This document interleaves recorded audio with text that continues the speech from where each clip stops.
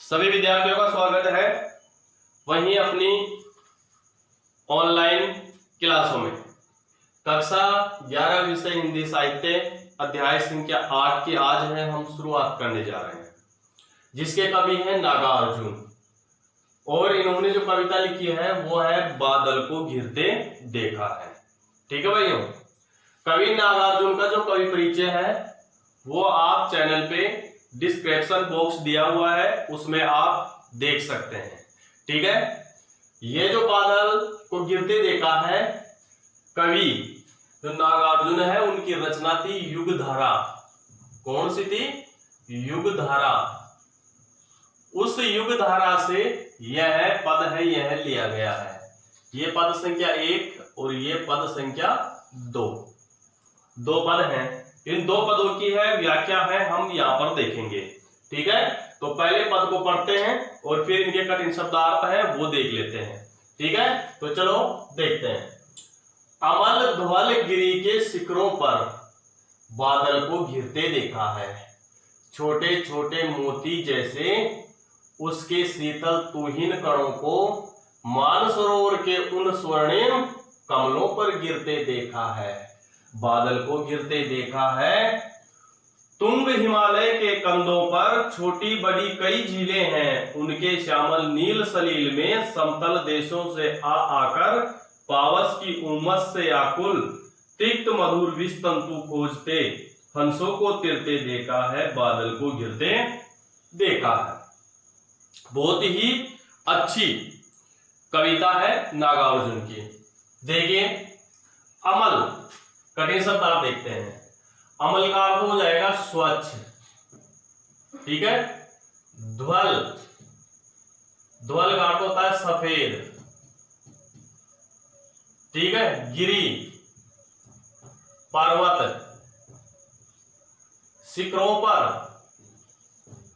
चोटियों। ठीक है, बादल को गिरते देखा है, छोटे छोटे छोटे छोटे का हो जाएगा, कौन सा अलंकार हो जाएगा इसमें? पुनरुक्ति प्रकाश। उसके शीतल, ठंडी या ठंडे, तुहिन कण,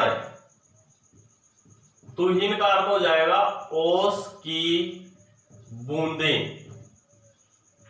ठीक है भाई, मानसरोवर के उन स्वर्णिम, स्वर्णिम का अर्थ हो जाएगा सुंदर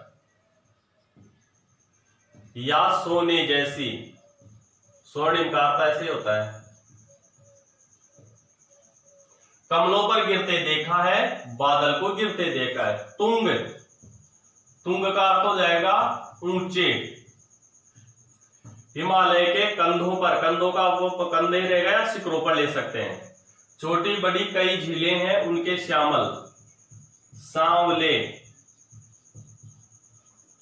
नील यानी नीले, सलील जल, समतल मैदानी क्षेत्र, मैदानी क्षेत्र, आकर पावस, पावस का अर्थ होता है वर्षा ऋतु की उमस। ठीक है, उमस, उमस का अर्थ हो जाएगा गर्मी। आकुल, बेचैन या परेशान, किससे? गर्मी से। तिक्त, तिक्त का हो जाएगा कड़वे, कड़वे। मधुर का हो जाएगा मीठे, मीठे। विष तंतु, कमल के अंदर पाए जाने वाले कोमल रेशे। ठीक है भाई, हंसों को तिरते, तिरते का मतलब तैरते, तैरते।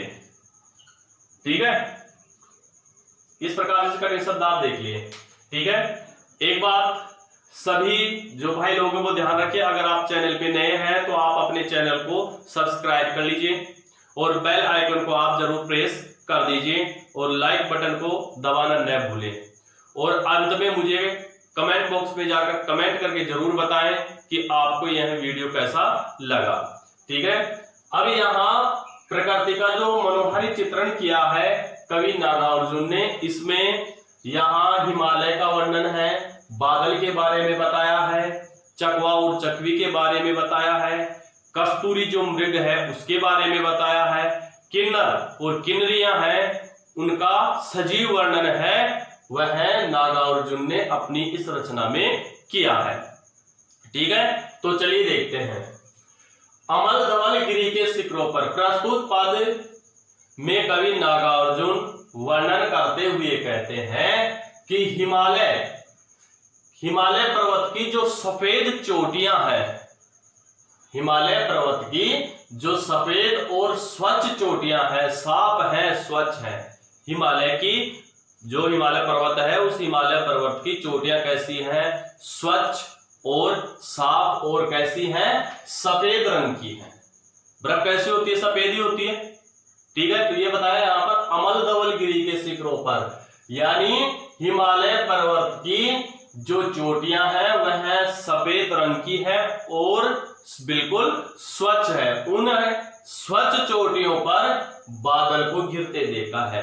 मैंने वहां आसमान में बादल को चारों ओर घिरते हुए मैंने देखा है। कहां पर? हिमालय पर्वत की जो चोटियां हैं साफ और सफेद स्वच्छ हैं, उन हिमालय की चोटियों पर कवि ये कह रहा है कि मैंने बादल को वहां पर गिरते हुए चारों ओर देखा है। गिरने का मतलब विचरण करते हुए मैंने वहां देखा है।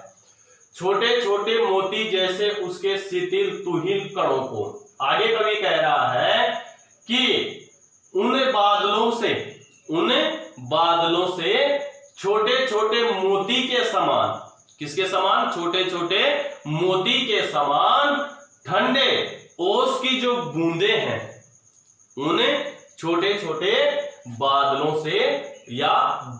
से छोटे छोटे मोती के समान उन बादलों से ठंडी और ओस की जो बूंदे हैं, बादलों से ठंडी जो है वह ओस की बूंदों के रूप में मानसरोवर के उन स्वर्णिम कमलों पर गिरते देखा है। तो उन ओस की बूंदों को मानसरोवर में स्थित जो सुंदर जो कमल के पुष्प हैं, कमल के पत्ते हैं, उन कमल के पत्तों पर मैंने उन ओस की बूंदों को गिरते हुए देखा है, बादल को घिरते देखा है। और इस प्रकार से उस हिमालय पर्वत पर बादल को मैंने घिरते हुए देखा है। यानी यहां किसका? बादल का सजीव चित्रण किया है कि बादलों से मोती के समान, मोती कैसा होता है? छोटा सा होता है, तो मोती के समान छोटी छोटी ओस की बूंदें गिर रही हैं। किसकी? ओस की बूंदें गिर रही हैं। वो ओस की बूंदें कहां गिर रही है? मानसरोवर में उत्पन्न होने वाले कमल के जो पेड़ हैं, उन पेड़ों के जो पत्ते हैं, उन पत्तों के ऊपर जो यह बादल थे, बादलों की जो बूंदें हैं यह ओस के समान उन कमल के पत्तों पर गिर रही हैं। जो कमल देखने में कैसे दिखाई दे रहे थे, वहां पर बहुत ही सुंदर दिखाई दे रहे थे। अब देखिए यहाँ पर जो जैसे शब्द आया है, इस जैसे शब्द के कारण कौन सा अलंकार बन जाएगा? उपमा अलंकार बन जाएगा। कौन सा बन जाएगा? उपमा अलंकार। अब आगे देखते हैं। तुंग हिमालय के कंधों पर छोटी बड़ी कई झीलें, आगे कवि वर्णन करता हुआ कहता है कि उस ऊंचे हिमालय के कंधों पर, उसकी चोटियों पर, उसके समतल स्थानों पर छोटी बड़ी कई झीलें हैं। वहां बर्फ का जो पानी बहने के कारण वहां उस हिमालय पर्वत पर कई तो छोटी झीलें हैं और कई वहां पर बहुत बड़ी बड़ी झीलें बनी हुई हैं। उनके श्यामल नील सलील में समतल देशों से आकर, फिर आगे कवि कहता है, इस प्रकार से उस सांवले स्वच्छ जल में, नीले जल में समतल देशों से आकर पावस की उमस से आकुल, मैदानी क्षेत्रों से, कौन से क्षेत्रों से? मैदानी क्षेत्रों से आने वाले जो पक्षी हैं वो क्या कर रहे हैं, पावस की उमस, मैदानी क्षेत्रों में जब वर्षा ऋतु की उमस गर्मी ज्यादा बढ़ जाती है, उस गर्मी की बेचैनी से और बेचैनी को दूर करने के लिए वहां जो पक्षी हैं वो वहां आ रहे हैं। तिक्त मधुर विष तंतु खोजते हंसों को तिरते देखा है। तो उन हंसों को मैंने उन झीलों में विचरण करते हुए देखा है। गर्मियां आती है, गर्मियों में वर्षा होती है, तो वर्षा ऋतु के दौरान उमस बढ़ जाती है, गर्मी बढ़ जाती है। तो जो पक्षी हैं, हंस हैं, वो यहाँ मैदानी क्षेत्रों से कहाँ चले गए, हिमालय में चले गए। और हिमालय में जाकर जो छोटी बड़ी झीलें बनी हुई हैं, उन छोटी बड़ी झीलों में वह विचरण कर रहे हैं। अब विचरण कर रहे हैं तो उन्हें खाने के लिए भी तो कुछ चाहिए, तो वह क्या खा रहे हैं, उन झीलों में उत्पन्न होने वाले कमल के जो पेड़ हैं, कमल के जो पेड़ हैं, जल में जो उत्पन्न होते हैं, उन कमल के पेड़ के अंदर जो कोमल रेशे पाए जाते हैं, जो खाने में कड़वे और मीठे होते हैं, उन विष तंतुओं को जो हंस है वह हंस क्या कर रहे हैं, खोज रहे हैं, उन्हें खा रहे हैं। हंसों को तिरते देखा, और इस प्रकार से स्वयं कवि कह रहा है कि मैंने हंसों को वह मीठे और तिक्त कड़वे जो कमलनाल के अंदर पाए जाने वाले कोमल रेशे हैं, उन कोमल रेशों को मैंने वहां खाते हुए और हंसों को उन झीलों में विचरण करते हुए मैंने देखा है। बादल को गिरते देखा है, और मैंने बादल को वहां पर गिरते देखा है।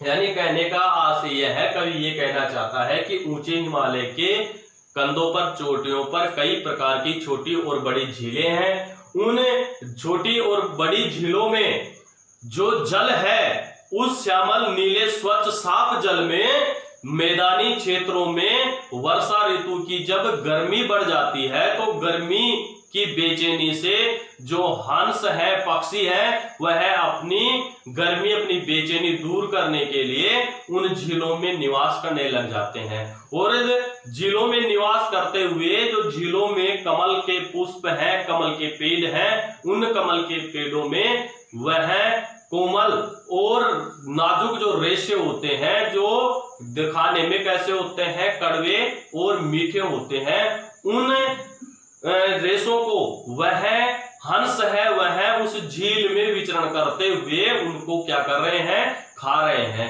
इस प्रकार से कवि ने यह दृश्य वहां पर देखा है। ठीक है, इस प्रकार से दो पदों की व्याख्या हमने देखी है। अब यहाँ पर भाषा देख लेते हैं, विशेष में क्या क्या है। यहाँ पर विशेष में भाषा खड़ी बोली, सरल और भावानुकूल है, भावानुकूल है। ठीक है, दूसरा है अनुप्रास अलंकार, तो है ही है। अनुप्रास तत्सम तद्भव शब्द हो ही जाएंगे, तत्सम तद्भव शब्द। पुनरुक्ति प्रकाश अलंकार आया ही है, पुनरुक्ति प्रकाश अलंकार। ठीक है, पांचवा उपमा अलंकार उधर बता दिया, उपमा अलंकार। ठीक है भाई, और पूरे पद में है वो बादल का मानवीकरण किया गया है, इसलिए मानवीकरण अलंकार और बन जाएगा। ठीक है भाई, ठीक, इस प्रकार से इसका विशेष हो जाएगा। ठीक है भाइयों, तो आज के लिए बस इतना ही। सभी भाइयों को, सभी विद्यार्थियों को आज के लिए धन्यवाद। मिलते हैं फिर नेक्स्ट वीडियो में।